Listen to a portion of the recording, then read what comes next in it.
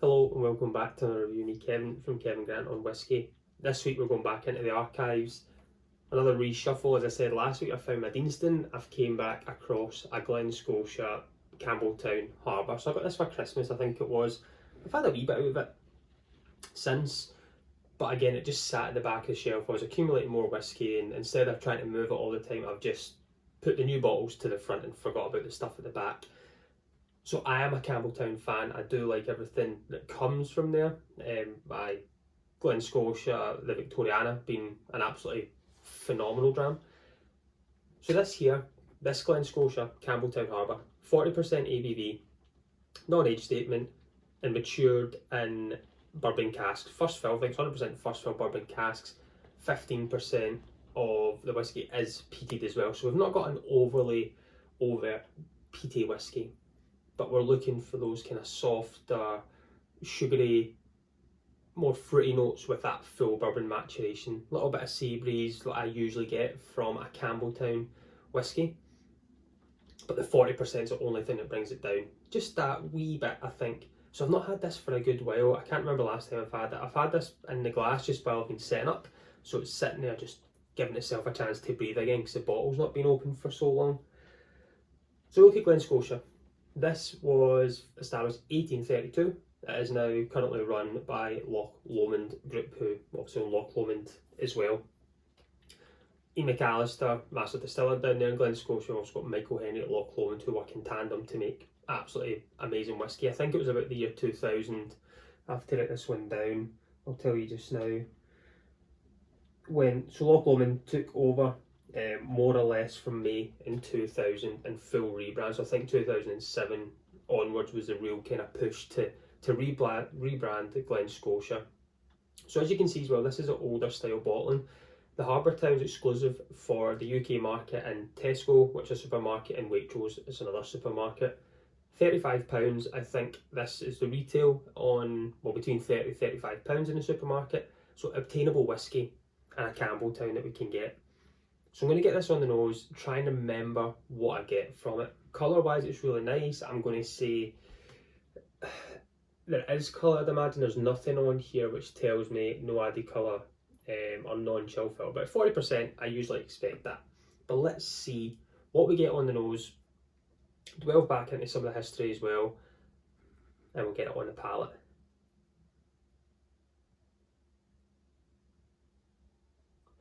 It's got that, is it coastal? I just always get a little coastal note with Campbeltown, and I would say the Glen Scotia a little bit more in your face compared to, say, Springbank. I think this has got a bit more coastal to it. This is coastal, oily. I don't think I get peat. I get that really in your face bourbon casks, 100% mature bourbon. I really like that in a whisky. So your sweetness is there. Slightly, what's the word I'm looking for?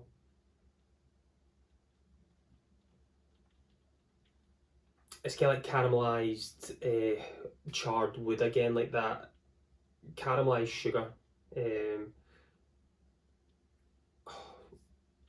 Maybe sticky toffee,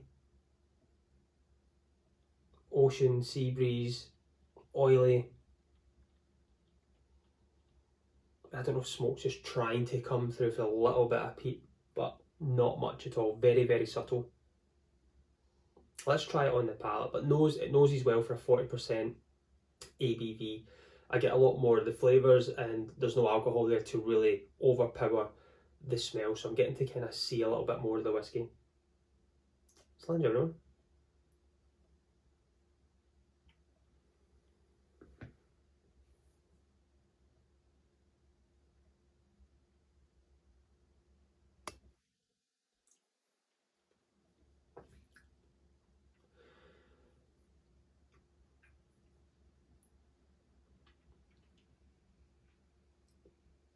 It stays oily for 40%. I don't really remember before. It's got a nice mouthfeel.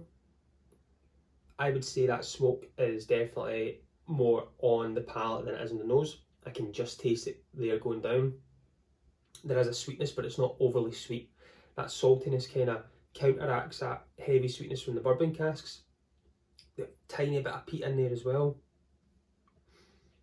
and it just balances it out. I thought this was going to be a lot sweeter than it was, but it's more balanced. So on the nose, yeah, definitely, I would say it's going to be burnt brown sugar now. Treacly, sea breeze, oily.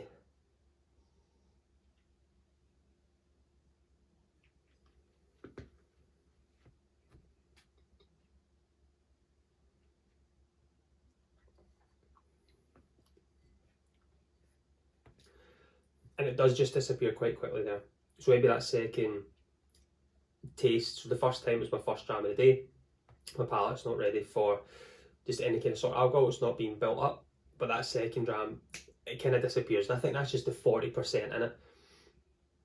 Gentle smoke, very soft. And more, the kind of, it's not as sweet. There's a word I can't really get, I can't really put on it. Maybe brine, slightly briny is maybe what it is. It's just something that a little bit different. It's that peculiar Campbeltown hit that you get. It's not really got the funk, the Campbeltown funk, because I think the ABV's low on it. But there is something just hiding in there, which is, I think it could try and be funk, just trying to let me know that it's there. But maybe it's a wee bit briny. And that's that sea breeze, a little bit of salt, sweetness. But I just can't get that burnt sugar, treacle, ocean, salty oiliness on the nose. Really kind of bold, all three really stick out.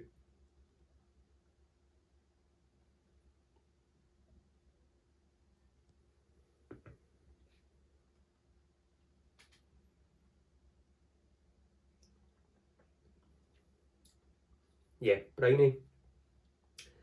Tiny wee bit of spice at the end there. I think that's going to be a kind of 100% first of all bourbon. It's just giving it that little bit of kick to come through.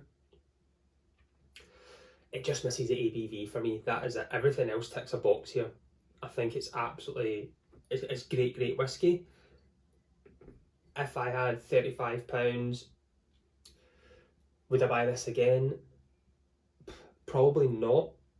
I would change to the double cask, which is the bourbon PX, I think it's a Pedro Jimenez cask, which is 46% ABV, and I think it's stunning. And it's similar price. It might be a few pounds more, £5 more, maybe £40 for the double cask, but sometimes you find it on special. So I would finish this bottle, I think, for me, once I get this done, and replacing the Glen Scotia with the double cask. Nothing against it, it's just my palate likes something a bit more, 46%. But this is one which would be great. You know what it's like, it's hard to get whiskey from Campbeltown, especially certain distilleries. That this is obtainable, especially in the UK market, and supermarkets. You can always pick this up for between £30–35, you'll get it. So looking at a historic distillery, not many left. It used to be the capital of the whisky world, was Campbeltown, and the harbour is a historic place for where all the whisky in Scotland went to before it went worldwide, and all the casks and things have came in. I don't think I've got much more to say about it. I really like it. I love what Glen Scotia do, I love what Loch Lomond do, I love what the group's doing, how they've transformed it. I think the new branding they've just brought out is really good. I'm a big fan of the new Glen Scotia branding.